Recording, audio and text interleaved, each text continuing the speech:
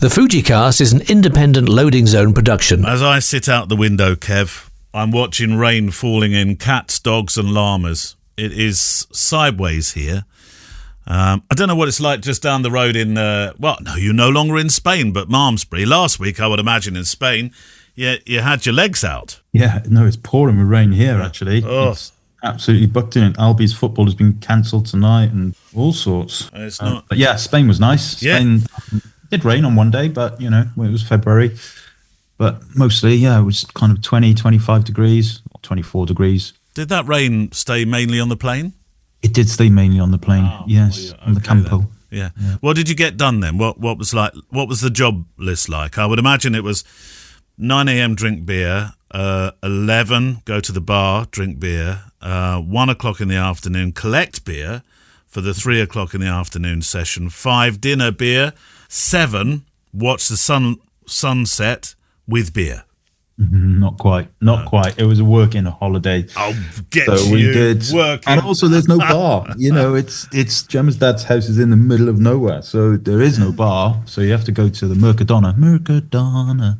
I did chainsawing. No. One of the first thing we saw when we got there was one of the big, huge kind of trees that we've got in the garden there. It's split in half and come down. So chainsaw came out. We did a lot of tidying. We fixed. When we left last summer, I noticed that the pipe that comes from the mains to the house was split and was leaking. Sorry, Kev, stop. Have you been abducted by aliens or something? Because you don't do any of. None of the blue jobs in your house are done by Kev. They're just... The FujiCast. It just doesn't happen. Gemma was there as well, remember? Well, thank God. Otherwise, anything could have happened. You'd have been going through mains cables, through the plumbing. But I'm very impressed. Chainsaw Kev. Yeah. So it's looking good then. So when does the first invite to FujiCast listeners go up for the?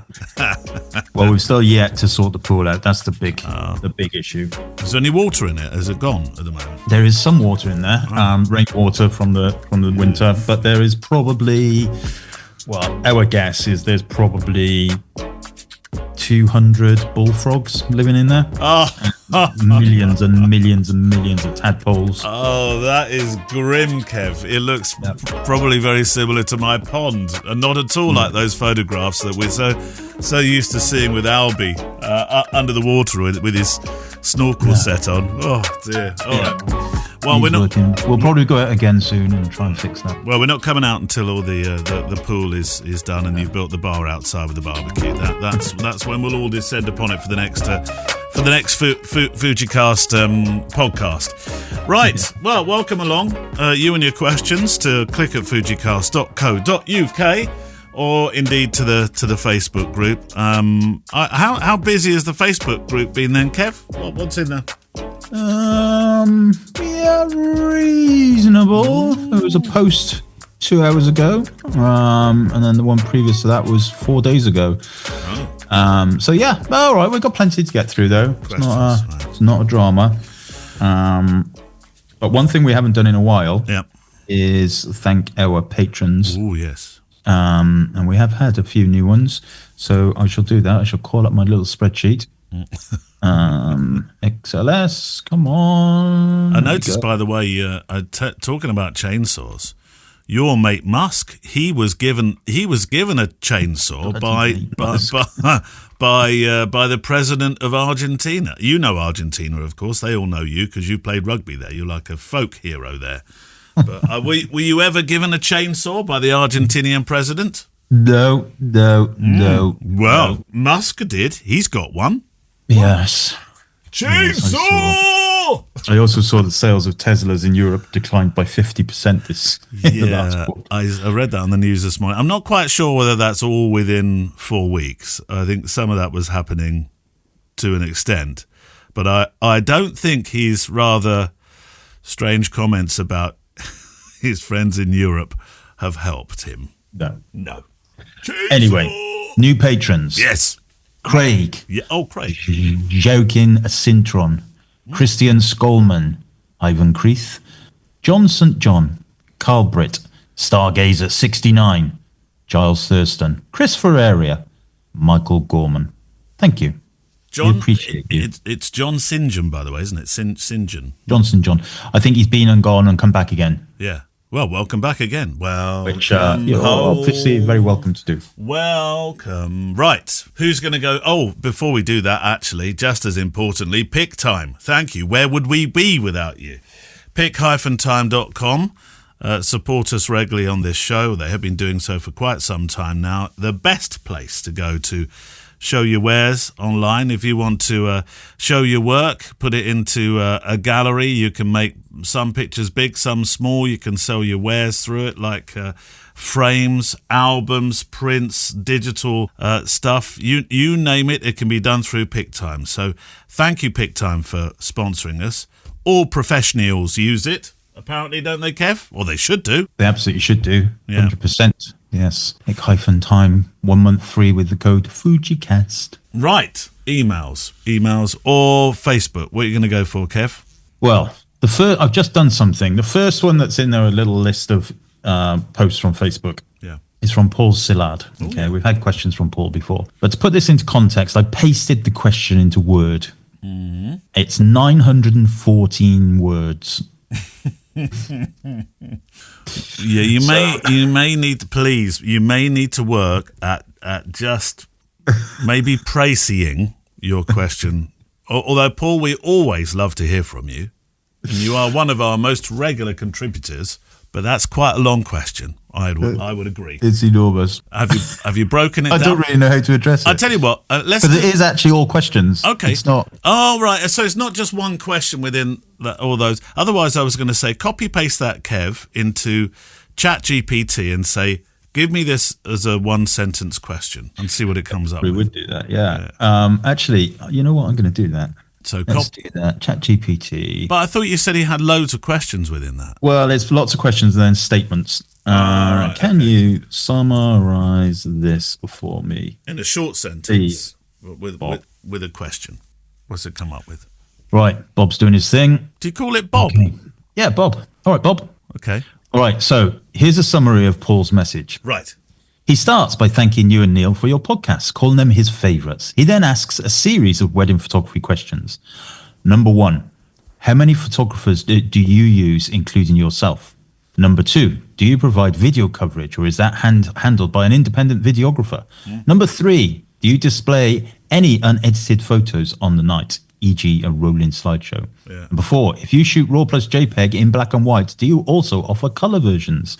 Number 5, do you pose your subjects or shoot in a purely documentary style? Right. Paul attended a wedding as a guest and, despite official photographers being present, couldn't resist taking photos himself. Right. This is Bob's translation. Yeah. He brought his Fujifilm X100 VI with the wide and teleconverters, plus a Godox V863 flash. Right. Though he has past experience in wedding photography, about 10 events, he was primarily observing the professionals while shooting for himself. His shooting experience took 400 photos, RAW plus JPEG, using Reala Ace initially, then switched to black and white with a yellow filter. Used TTL flash most of the time with a fill light set to -2.3 EV. Found the X100 VI battery life decent, getting through 300 shots before switching batteries. Discovered the built-in ND filter degrades image quality slightly, so he avoided it.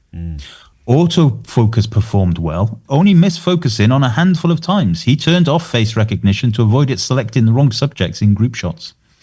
He was impressed with Reala Ace and inspired by your monochrome style for punchier black and white images. He used all 3 X100 VI lens options, standard, wise and teleconverters, and liked the digital crop features for flexibility. He appreciated the X100 VI's lightweight and discreet size. Observing the pro team.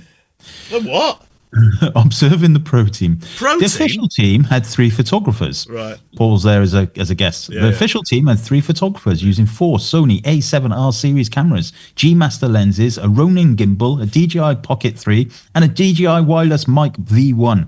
They took a documentary approach, mostly shooting from eye or waist level, avoiding creative or pose shots. He estimated they captured between 5 and 10,000 frames in 7 hours. His takeaways: the X100 VI performed better than expected, even compared to full-frame Sony setups.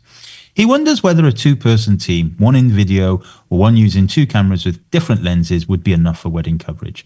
The Godox flash works well and a solid choice for wedding work. Essentially, says Bob, he's reflecting on his experience shooting a wedding casually while contemplating a return to professional wedding photography. Right. Kev, number one, your prompts are rubbish, because if that was a shortened version, I don't know what it was. That seemed to be as long as his. What did you prompt? Just rewrite it and send it in exactly the same size. Summarise it. It's a lot shorter. Really? You're not looking at the real thing that I had. Okay. Anyway, the questions he did have. So we go for the questions first then. Go on. How many photographers do you use, including yourself? In other words, do I work alone? Yes. Yeah. Yeah. You work alone, I work alone. Yeah. Yes. Do you provide video coverage, or is that handled by an independent videographer?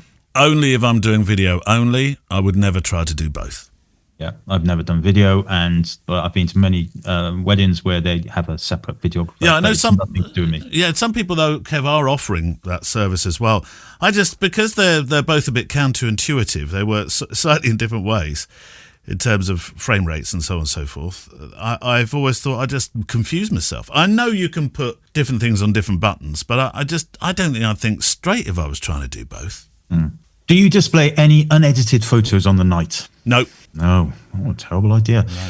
If you shoot RAW plus JPEG in black and white, do you also offer colour versions? No, I mean, I shoot really and offer colour and put some in black and white according to... Well, my black and white choices are to do with emotion, technical things sometimes, light, but I don't... I know you offer both, don't you? You can have the full set colour. My clients get everything in colour and black. Yeah, I don't do that, no. Do you pose your subjects or shoot in a purely documentary style? Mainly documentary. When I do a few, and that is a few, of the group portraits, I will direct. I don't think, even when I've done a few shots of bride and bride, or groom and groom, or bride and groom, it's not overly posed. I just go for a walk, Kev. There we go. That's it. Is that it? Too much? Yeah. I'll just do what I always do. What's that? Thanks, Bob. Do you know, I thank mine, and Jack says to me, you don't need to thank it. I say, yeah, you do. Yeah, because I'm sure there's a gremlin in there somewhere pedaling really hard that thinks, oh, that's really nice. Thanks for taking the time to say thank you. I'm going to work harder for you next time. Yeah, I just think it's nice, isn't it? Yeah, Maybe it's a generational thing, Kev. They should have built it into Alexa. Because Alexa, if you thank Alexa, it gets its knickers in a twist and starts confusing itself. Right, okay. All right, I shall go for mine. I've got considerably shorter questions, I think, Kev. From Nigel Bayton. Can you suggest an email provider that works well for photographers? I'd like to include a blog and an email subscription at some stage, but for now it will be used primarily for communication. Also, could you... Oh, in fact, we'll go to the next one in a second. Let's go for the first on email providers. I mean, I use Gmail. Well, is the question about an email provider or an email mailing list provider? I think it should be mailing list provider, actually. I would like to include a blog and email subscription. Oh, no, it is email, because for now it's primarily for communication. Well, let's just in case there's a word missing here or I'm reading it incorrectly, let's do both. Email provider. Who do you use for your email? Kev? So my primary email account, kevinmullinsphotography.co.uk, is a Microsoft Exchange hosted thing. Cost me £11 a month. And what about twisting it to the way that you were thinking what he's looking for? So I use Squarespace for my mailing list, which is, I don't know, maybe 8,000 people thereabouts. Yeah. I use Squarespace mailing lists. It's all built into Squarespace, so I can, and it's brilliant. I've got to say, it's absolutely brilliant. I mean, you've got to pay for it, of course. It does work out cheaper than MailChimp on a per email basis, but swings and roundabouts. But it's great because you can just automatically add your recent blog posts, any promotions, campaigns.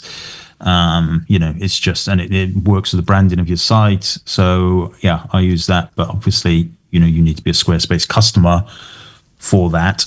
But it works. I used to use, back in the bad old days when I used WordPress, I used to use MailChimp, and that worked all right, but, quite expensive, I thought, really, and not very integrated, all a little bit kind of black art stuff, isn't it? As it is a lot of WordPress plugins and things are. Yeah. So yeah, Mailchimp was the de facto. I think then you've got others like MailerLite, which offer a free kind of element. I don't know how many you can send for free, but if you've got a small mailing list, then I would definitely go for something like and you're not on Squarespace, go for MailerLite. Or Substack. I use Substack now because you can blend that with a sort of blog-like experience if you like. Very user friendly, very free. Yeah. Yeah. After our last conversation about Substack on a couple of episodes back, I kind of dug into it a little bit more. I don't like it, I've got to say, but I'm talking about it from a consumer point of view, consuming content. It feels a lot like Reddit to me. And you're like dashing about all over the place. Not very, I don't know, it's like a bit of a black hole. Yeah, but you don't have to use it for that. For example, if you're using it as a newsletter, so on the Photo Walk podcast, at the front there's a way to join the newsletter. You join the newsletter. You don't have to join Substack, but you're still getting it into your inbox every single week. If you decide from there to have a sort of more magazine-y blog-like experience within Substack, fine, but you don't have to because there's separate links that go to different things on my website. Stephen Fry recently joined it as well. Anything that's good enough for Stephen Fry is good enough for me. So there's lots of different ways, aren't there? There is lots of ways, yes. You had another part of the question, Kev. Could you suggest an invoicing service? For example, Square or Invoice to Go? My website will very likely be Squarespace. So, I use Xero for my invoicing. For a long, long time, I was with... the one you're with, Kev. QuickBooks. Thank you, QuickBooks. For some reason, I didn't really get on with QuickBooks. Probably because the link between it and my bank was constantly breaking, drove me mad. Yeah, that used to be a problem. They fixed that now, but it did. You're right. It was a couple of years ago. Used to do my head in as well. Yeah, and so I changed to Xero, and I'm happy with that now. So if he is going to be using Squarespace, by the sounds of it, then you will also get a certain amount of free mailing. I think it might be 500 emails you can send a month free. And remember, an email is so if you've got 10 people on your mailing list and you send one mail, that's 10. Classed as 10 emails. They do invoicing built into it. I mean, Squarespace now it's kind of grown massively beyond just a kind of web design tool. You can run your entire business on it. You can do invoicing, you can do campaigns. It links to the social media stuff and, all kinds of things are on there now that are beyond what it used to be. Is your shop, not constantly, is your shop completely within the Squarespace domain? Yeah, all of my e-commerce stuff is in there. All my online courses are all hosted on there. What about videos? Well, when you say where do the videos sit? They're on there. I upload them to Squarespace. There's no limits. Well, there is for the courses. You have to buy a certain level of course content. But yeah, they just get uploaded to there. And do people download those videos or watch it within your domain? Not on the course. They can't download them. No. You don't want that to happen. No. But you can obviously link to Vimeo or YouTube or whatever as well if you wish. But yeah, everything's on there. And so Squarespace is probably worth looking at. And the good thing about Squarespace is, by and large, each of their features, courses, e-commerce, mailing lists, there is an element of free to them, which might, for a lot of people will be all they need. With commerce as well. I've only used it a little bit for commerce. So tell me about the situation with dealing with taxes in different countries. Does it, a bit like Patreon, work that out for you, or do you have to do that? No, you have to do that. Unless you are just dealing with USA and Canada only, you still have to deal with that, which I prefer, I have to say, because there's lots of complications with it. But yeah, so you do need to deal with that. Although it's a bit of a pain, isn't it? So that's come from Germany, that's from Denmark, that's from France, that's from the States, that's from Canada, that's from that's from Cornwall, that's from Spain. No, but you still have to pay those taxes. So with Patreon, what they do is they take that tax and you pay them a fee for doing that. For doing that, yes, I know. You know, we for our Patreon on FujiCast, you know, they take nearly 40% of what we get paid now, you know, and that's a huge amount. So I would rather just do it myself, you know, do it with my accountancy package, or do it through my books, and that's fine. Much easier, much better, much cheaper in that respect. But you can do,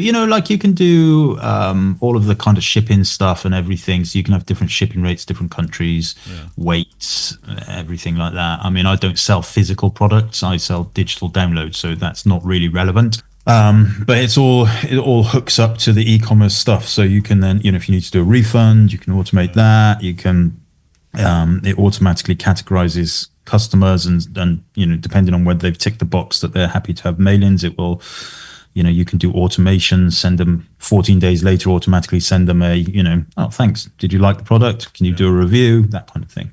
Yeah. It's very good. Yeah. And you can, by the way, if you are thinking about using Squarespace, you can get 10% off using the code Kevin Mullins, all one word. Right. And he does have another question. Random, but I was wondering why just lately Mr. Mullins reminds me of David Brent. I don't know. Why? What have you done? Not the first person to say that. Really? What have you done, Kev, that's making people think you're David? I don't know. You don't look like David Brent. I saw a really good David Brent impersonator at a wedding last summer. They are both, the bride and groom, massive Office fans. And they'd found a guy that impersonates, and he'd surprised her by inviting him as one of David Brent. This is not the David Brent, obviously, David Brent as an evening guest. So as all the evening guests were turning up, David Brent showed up. And I knew he was coming, but I'd kind of forgotten that he was on his way. And I was just photographing just stuff. And then I saw this guy coming in on his own. I thought, my God, you look like David Brent. Maybe I should have said you look like Kevin Mullins, but David Brent. He was brilliant, Kev. He was hilarious. He was totally in character. You couldn't get him out of character. Once he was in character for that entire time, including just being a bit inappropriate when it came to the first dance. I thought every party should have a David Brent. Right, go on then. Let's have a question from Facebook. Okay, this is one from quite a while back. I think Alan Brinkley says, question for you both. Where do you see yourselves in 10 years' time, or where do you plan to be? Maybe a bit of a cliche question, but listening since the start of COVID, your careers and lives have definitely evolved. Yeah. Maybe it's time for another Partners episode, he suggests. He then goes on to say, have a great Christmas. I don't know. You become rich, I become poorer, Kev. That's one thing that's happened. Well, no, the question is, where do you see yourselves in 10 years' time? Oh, I see. Oh, right. Yeah. I don't know, Kev. I mean, I will be, what am I now, 57? I'll be 67, Kev. Surely I'll be just hanging out in your Spanish place as a caretaker for you, I would imagine. Yeah, we'll need one of them. You can do that. Yeah, well, there we go. Do you have a little? You have got to have a little separate hut somewhere. What are you? Yeah, we got one of them as well. What you like with processionary caterpillars? They're nasty bats. Are they? Well, I'll make sure that they're all in your room, not mine. Well, they don't come in the house. But I'll give them a little processionary route through to the Mullins. When we were there this week, they were what do they just do getting then? Ready to process. But what do they do? We've got a couple of pine trees. Why are they horrible? What do they do? Oh, they're evil things. So they only really grow on pine trees, and we've got a couple of them. And they make the nests. The caterpillars create these big balls of nests, and then around about this time of the year, from February through to kind of end of March time, they then process in one long line. And they find holes in the ground, and they disappear into the ground, and then they come out as totally harmless moths. But when they're processing, or when they're hanging on the trees, their hairs are, I mean, they'd kill an animal. They'd kill a dog if a dog got near them. And they can cause real havoc, breathing problems and skin problems for humans as well. They're horrible things. Type it into Google. You have a look what it says. Why don't you? Catapillars. I mean, I'm all for trees. I love trees, but why don't you have different trees? Well, not many trees grow in the desert. That's part of the problem. Oh, that is that. Yeah. We do have olive trees, but these, I don't know whether the pine trees were planted by Brian at some point or whether they've just grown. Brian didn't know that there was going to be procession. They're random places. So my plan is to go back in the autumn when they're safely underground, these animals, and I'm going to cut those trees down. Put other trees, chainsaw. Put other trees in their place, obviously, Kev, because I know that's you. Yeah, look, there's highly toxic hairs. Yeah. Toxins that can cause severe irritation, allergic reactions, and respiratory issues in humans and animals. Tree damage. Yeah. Oh, they defoliate your pines, Kev. Horrible things. So, I'm going to send you a picture now that I took last week. Hold on a sec. Danger to humans. Hairs become... Oh, what? Their hairs can become airborne. Oh, yeah. No, they're grim things. If a dog sniffs or licks one, severe swelling of the tongue. Tree health. They strip needles from pine trees, sometimes leading to tree death. What to do if you encounter them? Do not touch. Keep pets away. Report sightings. Send them to Mullin's bedroom. There you go. I just sent you a picture of the one I took. These are not nice. No, Kev. No.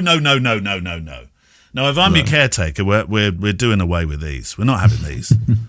You can have some, jumping cholas. You can have some cactus, but you're not having these. No. Yeah. I can see why you don't like those. Horrible things. Yeah. What will we be doing? I think I'll be writing and I'll be podcasting.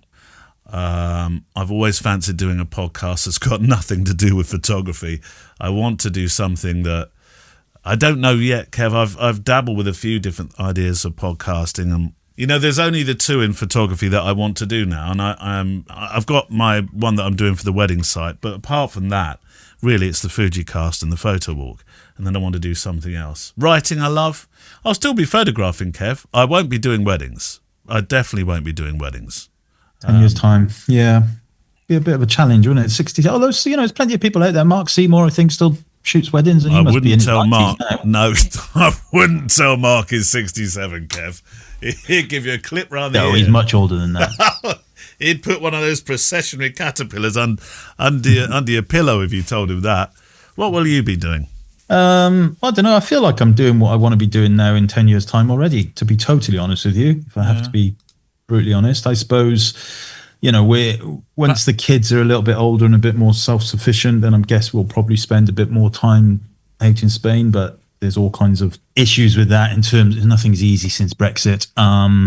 But there's ways and means of doing things. And just that kind of, I definitely feel like, life is at a gentler pace now. Yes. And maybe in 10 years, in 10 years' time, I will be 62. You won't be doing your courses and stuff, will you? Probably. I might be doing the courses. I quite like, obviously, my. But as the years go by, passive income is my thing. But the workshops, the physical workshops, I still enjoy them. But as the years go by and you're doing less and less to do with weddings, at some stage maybe that depletes a bit and you choose something else. Oh yeah, not the weddings ones, but the street photography ones and things like that. But ultimately, my kind of ambition already is the kind of passive income side of things. Mm. What about life experiences, Kev? That's another thing. I've had them all. No, you haven't. I don't need any more new life experiences. Thank you very much. Well, I'm talking. For example, I'm developing now my holiday business, which I never thought I'd do. It's not really holidays; it's adventure business. So, we've done West Africa, I've done India, obviously, and Mongolia next year. Romania, I'm looking at. Fancy it. I spoke to somebody the other day, and I now really fancy trekking to base camp in Himalayas. Do you want to come on that one? Nah, I didn't think so. No, different things. Yeah, that sounds exciting, but that's not my. No, I know that's not necessarily your cup of tea, but good question though. Thank you very much for those, and thank you to all your questions this week. to click at fujicast.co.uk. And also, how do they take part in sending them to the Facebook group? Kev, come on. Go to the Facebook group, and which is just search for FujiCast on Facebook, and right at the top there's a big orange thing that says questions for the show. Pop them in there, and at some point, potentially, maybe in the future, we will get to answering some of them. Job is a good one. And if you can possibly make your questions less than 9 pages long, that would help us in the future. Although, Paul, joking apart, we always love questions from you. And you are, as I say, one of the biggest contributors to the show, I'd say, Kev, in terms of questions. I often hear Paul's name. So anyway, that's it for this week. We'll see you in a couple of weeks. Thank you. Bye-bye. Bye-bye. The FujiCast is an independent Loading Zone production. Email the show with your questions and words of wisdom to click@fujicast.co.uk. Email any complaints and political nonsense to our wives, who will deal with your comments in their own good time and in their own good way.